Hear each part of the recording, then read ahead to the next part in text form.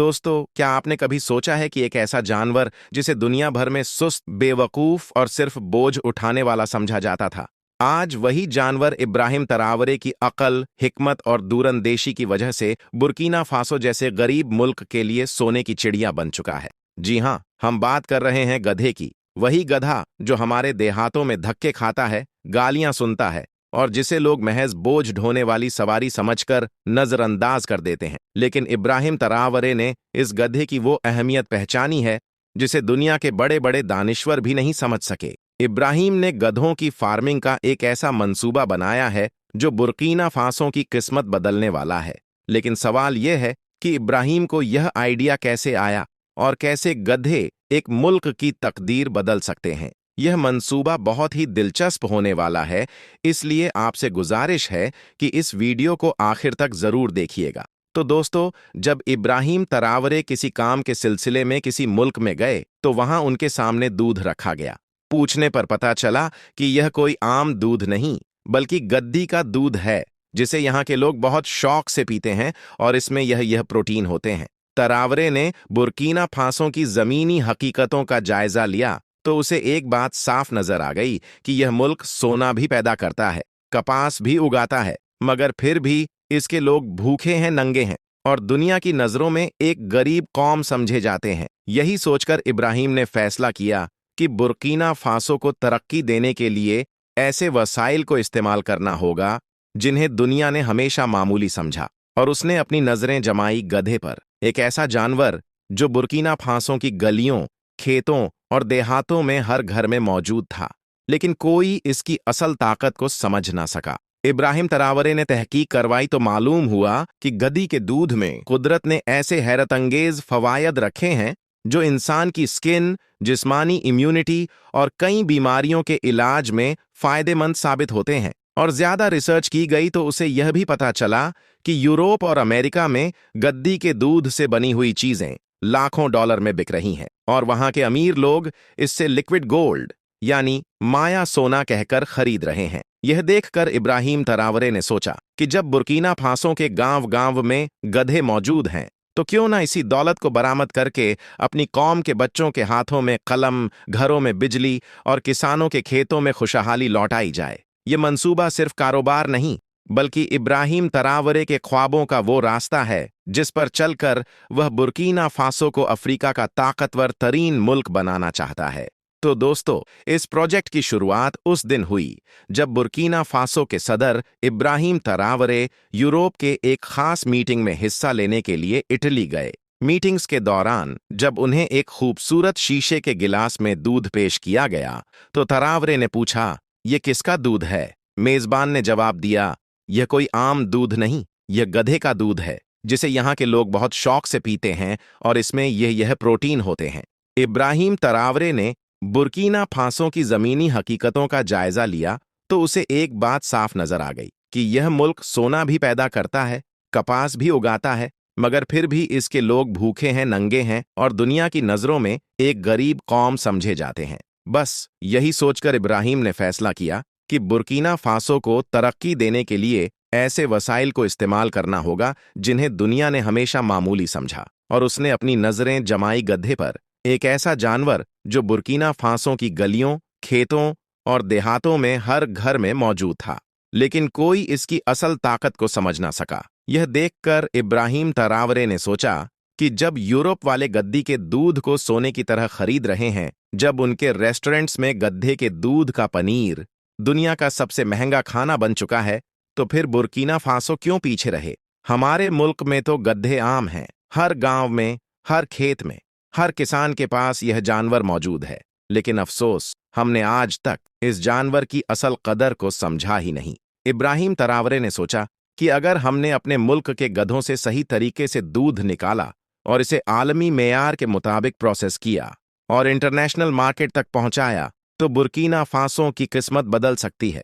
हमारे किसान जो आज गुर्बत के हाथों तंग हैं, कल गद्दी के दूध से लाखों डॉलर कमा सकते हैं। वही जानवर जिसे हमने बोझ समझकर नजरअंदाज किया, वही अब हमारी कौम का सहारा बन सकता है। यही ख्याल इब्राहिम तरावरे के दिलो दिमाग में घर कर गया और उसने उसी वक्त मिल्क प्रोजेक्ट पर साइन कर दिए। दोस्तों, यह मंसूबा इतना बड़ा है कि इब्राहिम तरावरे ने इसके लिए पूरे मुल्क में खुसूसी फैक्ट्रियां लगवाने की शुरुआत कर दी है, जहां गद्दी के दूध को वैश्विक स्तर के मुताबिक प्रोसेस किया जाएगा। लेकिन सिर्फ फैक्ट्रियां लगा देना काफी नहीं था, इसलिए इब्राहिम तरावरे ने फैसला किया कि किसानों को साइंसी तरीकों से तरबियत दी जाएगी ताकि वह गधों की फार्मिंग को एक प्रोफेशनल इंडस्ट्री की तरह चला सके। देहाती किसानों को सिखाया जा रहा है कि किस तरह गधों की खुराक, सेहत और दूध की पैदावार को बेहतर बनाया जा सकता है, ताकि हर दूध की बूंद की इंटरनेशनल मार्केट में कीमत वसूल की जा सके। इब्राहिम तरावरे का विजन सिर्फ दूध बेचने तक महदूद नहीं, बल्कि वो इस दूध को मुल्क की मेडिकल इंडस्ट्री का अहम सुतून बनाने जा रहे हैं। गद्दी के दूध में मौजूद कुदरती अज्जा जैसे ओमेगा 3, कैल्शियम और जिंक दिल की बीमारियों, हड्डियों की कमजोरी, स्किन की बीमारियों और एलर्जी के इलाज में हैरतअंगेज तौर पर फायदेमंद साबित हो रहे हैं। यही वजह है कि बुर्किना फासो में अब गद्दी के दूध पर बनी दवाइयां तैयार की जा रही हैं, जिन्हें दुनिया की बड़ी बड़ी फार्मास्यूटिकल कंपनियां खरीदने के लिए भी तैयार हैं। इसके अलावा इब्राहिम तरावरे ने गद्दी के दूध को ब्यूटी इंडस्ट्री में इस्तेमाल करने के लिए भी एक जबरदस्त मंसूबा बना लिया है। बुर्किना फासो में अब गद्दी के दूध से बनने वाली साबुन, क्रीमें, शैम्पू, सीरम और फेशियल मास्क तैयार किए जा रहे हैं, जो स्किन को निखारने, झुर्रियां कम करने और स्किन की बीमारियों के इलाज में हैरतअंगेज नताइज दे रहे हैं। यूरोप और अमेरिका की ब्यूटी कंपनियां अब बुर्किना फासो की प्रोडक्ट्स खरीदने के लिए लाइनों में खड़ी हैं, क्योंकि यह प्रोडक्ट्स केमिकल फ्री और कुदरती अजजा से बनी होती हैं। इब्राहिम तरावरे ने ऐलान किया है कि बुर्किना फासो की औरतों को इन ब्यूटी प्रोडक्ट्स के कारोबार में खास मुकाम दिया जाएगा, ताकि वह भी मुआशी तौर पर खुद मुख्तार बन सके। दोस्तों, इब्राहिम तरावरे का यह मंसूबा सिर्फ मुल्क की तरक्की के लिए नहीं, बल्कि बुर्किना फासो की गरीब आवाम के लिए उम्मीद की एक नई किरण बन चुका है। वो किसान जो कभी दिन भर मेहनत के बावजूद अपने घरों में चिराग जलाने के काबिल नहीं थे, आज गद्दी के दूध से अपनी किस्मत बदल रहे हैं। देहातों में वो घर जहां शाम होते ही अंधेरा छा जाता था, अब गद्दी के दूध की कमाई से सोलर पैनल्स लगवा रहे हैं। बच्चे रात के वक्त भी रोशनी में पढ़ाई कर रहे हैं और औरतें अपने हाथों से बनी हुई प्रोडक्ट्स दुनिया के अमीर तरीन खरीदारों तक पहुंचा रही हैं। इब्राहिम तरावरे का ख्वाब पूरा हो रहा है।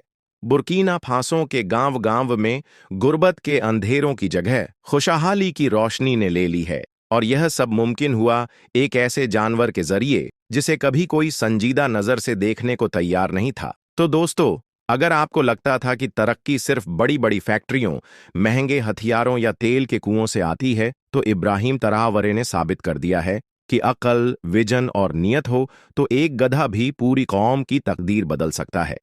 इसी तरह यह कहानी हमें सिखाती है कि जो चीजें हमारे पास हैं, अगर हम उनकी कदर करें और सही दिशा में इस्तेमाल करें, तो कामयाबी हमारे कदम चूमती है। अगर आप भी चाहते हैं कि ऐसी मजीद हैरानकुन वीडियोस आप तक पहुंचती रहें, तो हमारे चैनल को सब्सक्राइब करें। दोस्तों, अब हम आपको बताते हैं इब्राहिम ट्रोरे, जो अफ्रीका के बुर्किना फासो के राष्ट्रपति हैं। आप सोच नहीं सकते, उन पर पूरे 18 बार मारने की साजिश की गई है। वह कहते हैं कि जाको राखे साया मार सके। ना कोई कहने का सीधा सा मतलब है, जिसकी हिफाजत खुद खुदा करे, उसका कोई कुछ भी नहीं बिगाड़ सकता। इब्राहिम तरोरे बुर्किना फासो के राष्ट्रपति और मुस्लिम लीग के लिए मसीहा माने जाते हैं। अफ्रीका के एक छोटे से गांव से निकलकर आज वह अफ्रीका की सेना के कमांडर बन चुके हैं। उन्होंने हाल ही में फ्रांस की सेना को अपने देश से निकाल फेंका और पूरे बुर्किना फासो के प्रेसिडेंट बन गए। वैसे तो यह देश बहुत गरीब माना जाता है और लोग भी इसे बहुत गरीब समझते हैं, लेकिन हैरानी की बात यह है कि इस राष्ट्रपति को कुछ बड़ी ताकतें, या आप कह सकते हैं उनके दुश्मन, उन्हें मारने की पूरी कोशिश कर रहे हैं, उन्हें खत्म करने की कोशिश हो रही है। यह सब कुछ आप इमेजिन भी नहीं कर सकते। मीडिया के मुताबिक इब्राहिम ट्रोरे पर 1 नहीं, 2 नहीं, 3 नहीं, बल्कि 18 से भी ज्यादा बार हमला किया गया है। उन अटैक्स में ड्रोन अटैक, स्नाइपिंग अटैक और कई तरह के अटैक करवाए गए हैं, और ऐसा कौन सा तरीका ना रह गया हो जो अटेम्प्ट ना हुआ हो। दोस्तों, लेकिन हैरानी की बात यह है कि इतनी ज्यादा कोशिश करने के बाद भी यह इंसान बचने में कामयाब रहा। यही कारण है कि बुर्किना फासो के साथ साथ बाकी अफ्रीकी देश भी इब्राहिम ट्रोरे को the man with 80th life के नाम से भी जानते हैं, पुकारते हैं। इसका मतलब यह है एक आदमी जो 18 जानों के साथ हो। ऐसा इसीलिए कहा जाता है कि यह 18 बार ऐसी साजिशों से बच चुके हैं जो इनको खत्म करने के लिए की गई थी। बाकी सब तो छोड़िए, यहां पर सबसे बड़ा सवाल यह खड़ा होता है कि एक ऐसा सबसे बड़ा लीडर जो अभी जवान है, जो मौजूदा दुनिया का सबसे कम उम्र वाला राष्ट्रपति है और जिसने गद्दी भी 2022 में संभाली है, और ऐसे नए नवेले और कम उम्र वाले इब्राहिम ट्रोरे से आखिर किन ताकतों को प्रॉब्लम है। और उससे भी बड़ा सवाल है कि क्या प्रॉब्लम है, अब किसको प्रॉब्लम है और क्या प्रॉब्लम है। इस पर तो डिटेल में बात होगी ही, और थोड़ी सी नजर हम उन कोशिशों पर भी डाल लेते हैं जो उनको कत्ल करने में की गई थी। इनके ऊपर जितने भी एसोसिएशन, जितने भी अटेम्प्ट हुए थे, उनमें से ज्यादातर तो ऐसे हैं जिनकी कंप्लीट जानकारी कभी बाहर आने ही नहीं दी गई। सिक्योरिटी रीजन की वजह से कुछ ऐसे भी रीजन हैं, चाहते हुए और ना चाहते हुए भी इनकी जानकारी बाहर आ भी गई थी। मिसाल के तौर पर जनवरी 2024 में जब बुर्किना फासो में विस्फोट इवेंट हो रहा था और एक बड़े इवेंट की शुरुआत हो ही रही थी जिसको अफ्रीका का कप ऑन ऑफ नेशन नाम से जाना जाता है, और बिल्कुल उसी वक्त ही प्रेसिडेंट इब्राहिम ट्रोरे के घर को उड़ाने का प्लान बनाया गया। और यह मौका इसीलिए चुना गया कि जो सिक्योरिटी होती है वह डिस्टर्ब रहती है, उसका ध्यान बाकी चीजों पर होता है।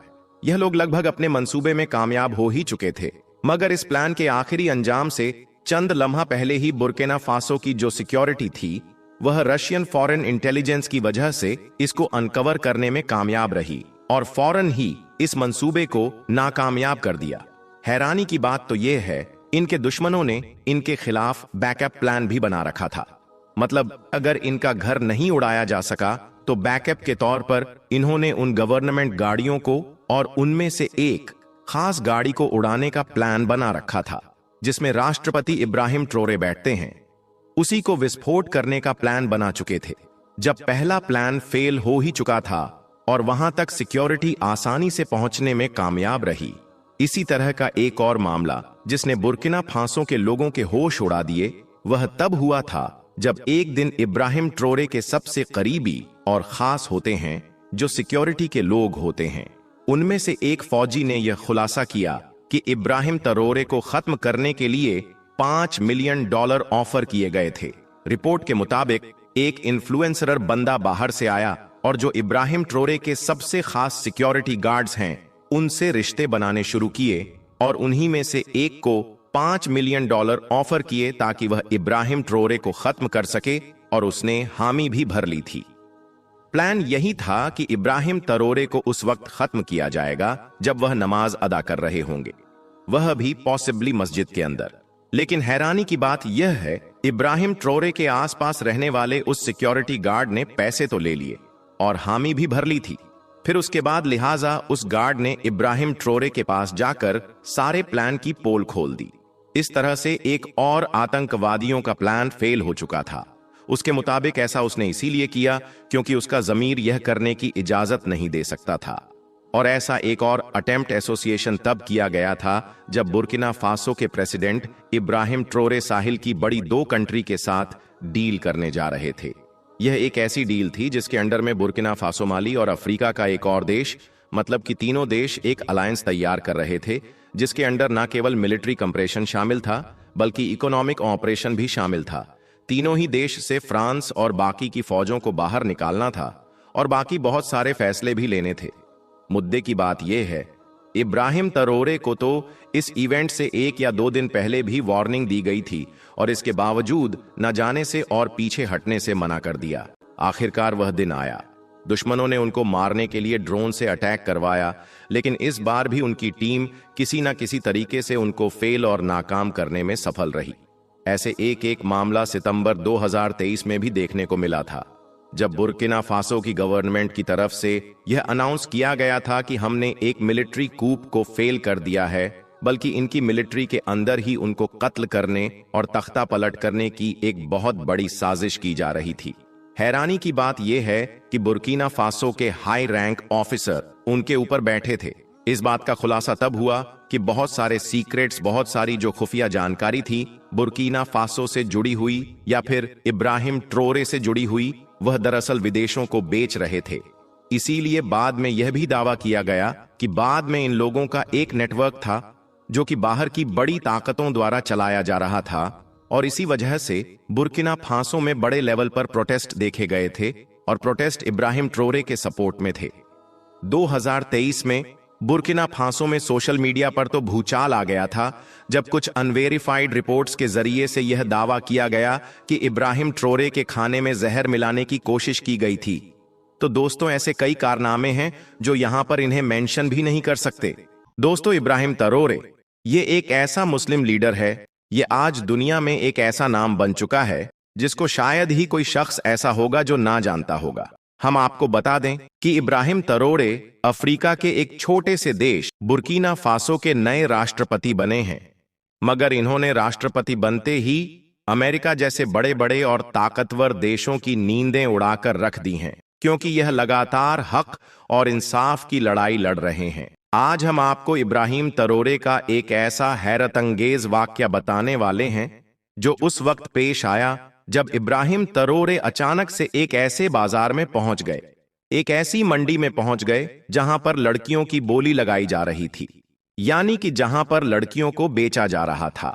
यह देखकर इब्राहिम ट्रोरे ने उन लड़कियों के साथ में जो कुछ किया, यह जानकर यकीनन आप भी हैरान रह जाओगे। इसलिए आज का यह वीडियो आप सभी के लिए बहुत खास है, आप इसको आखिर तक जरूर देखें।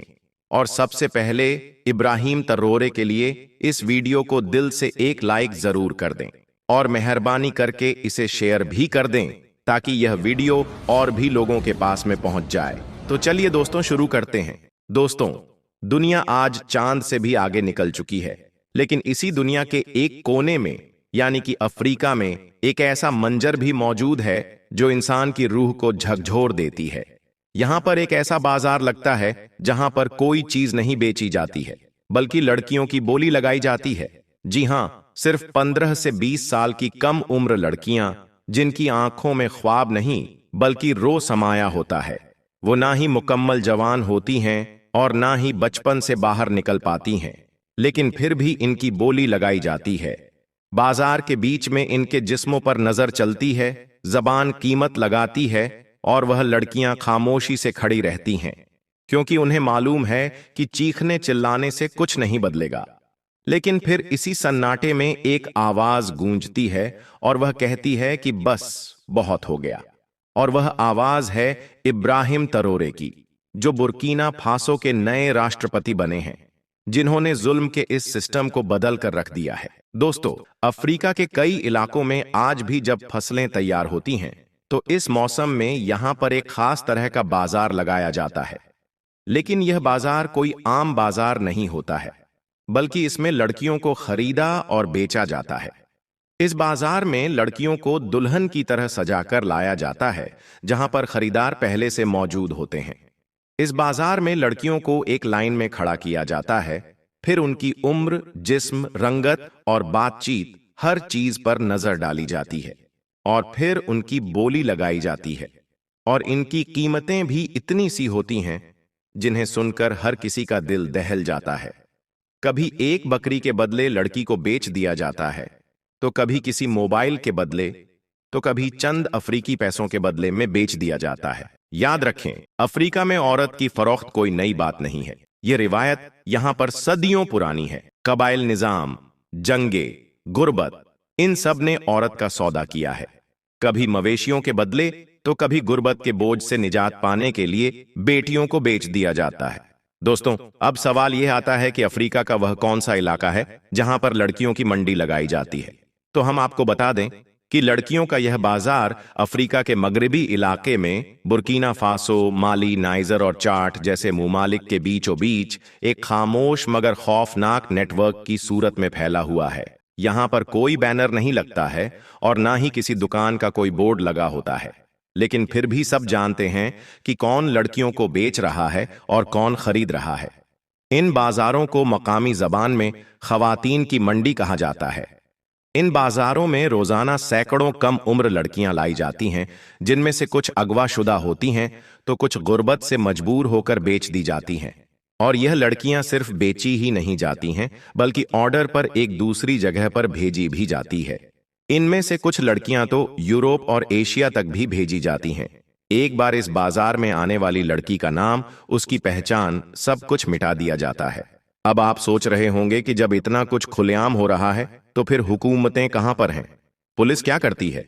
क्या कोई इस बारे में कुछ भी नहीं कहता है? तो सुनिए, इससे पहले हुकूमतें सोई हुई थीं, पुलिस बिकी हुई थी। लेकिन अफ्रीका में अब एक ऐसा जिंदा इंसान उठा है जो इस पूरे सिस्टम को बदलने की हिम्मत रखता है, और वह है इब्राहिम तरोरे। यह एक ऐसा लीडर है जिसने इन बाजारों को खतरा नहीं बल्कि ऐलान जंग समझा है। इब्राहिम तरोरे ने हुकूमत में आते ही इंसानी तस्करी के खिलाफ जीरो टॉलरेंस की पॉलिसी बना डाली है। अपने कानून में सख्ती की, फिर इन्होंने खुफिया बाजारों पर छापे मारे और दर्जनों लड़कियों को आजाद करवाया। इनकी हुकूमत में औरतों की तालीम, उनकी बेहतर जिंदगी के लिए कई प्रोग्राम्स शुरू किए गए। इनका पैगाम है कि जब तक औरत महफूज नहीं है, मुआशरा आजाद नहीं हो सकता है। दोस्तों, अफ्रीका के कई हिस्सों में आज भी औरत की जिंदगी एक अजियतनाक हकीकत का नाम है। इसे मर्द की मलकियत समझा जाता है, एक ऐसी है जिस पर उसका कोई इख्तियार नहीं होता है और ना ही कोई उसकी आवाज होती है। बचपन की दहलीज पार करने से पहले ही उसे बहा दिया जाता है या फिर बाजार में उसे बेच दिया जाता है। और यही नहीं, यहां पर लड़कियों को तालीम से महरूम रखा जाता है, क्योंकि इल्म को सिर्फ मर्दों का हक समझा जाता है और औरत का काम सिर्फ खिदमत और खामोशी माना जाता है। ना उसकी राय की कोई कीमत होती है और ना ही उसके ख्वाबों की कोई कीमत होती है। यह वह मुआशरा है जहां पर बेटियों को बोझ और औरत को गुनाह का साया समझा जाता है। लेकिन अब एक तब्दीली की हवा चल पड़ी है। बुर्कीना फासो के नौजवान इस्लामी सदर इब्राहिम तरोरे ने इन जालिमाना रिवायत को चैलेंज किया है। यह सिर्फ हुकूमत नहीं चला रहा है, बल्कि यह जहनों को आजाद कर रहा है। अब वह ऐसे इलाकों में जाकर आवाम को बता रहे हैं कि औरत कोई बोझ नहीं है, बल्कि कौम की बुनियाद है। आज इब्राहिम तरोरे हर लड़की को उसका हक दे चुके हैं। और यही नहीं, आज इनकी हुकूमत ने औरतों की तालीम और उनकी बेहतरी के लिए नए नए प्रोग्राम भी शुरू किए हैं। दरअसल इस तब्दीली की शुरुआत तब होती है जब एक बार इब्राहिम तरोरे अपने कुछ साथियों के साथ कहीं जा रहे थे। तभी एक जगह पर उसने देखा कि बहुत सारी लड़कियां और कुछ औरतें बैठी हुई बातें कर रही हैं, जिन्हें देखकर इब्राहिम तरोरे का दिल बेचैन हो गया।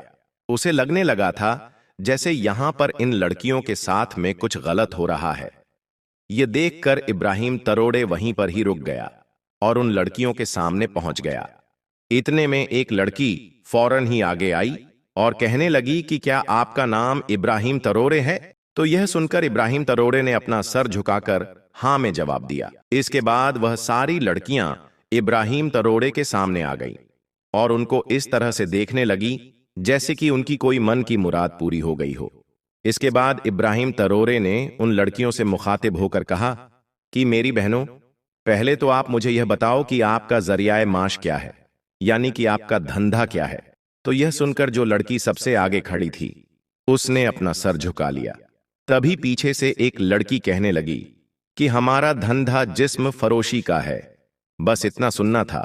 इब्राहिम तरोरे ने फौरन ही अपनी आंखें बंद कर लीं और फिर दिल ही दिल में अस्तगफार करने लगे। फिर कुछ देर खामोश रहने के बाद बोले कि मेरी बहनों, ऐसी क्या मजबूरी है कि आपने गुनाह के इस रास्ते को चुना है?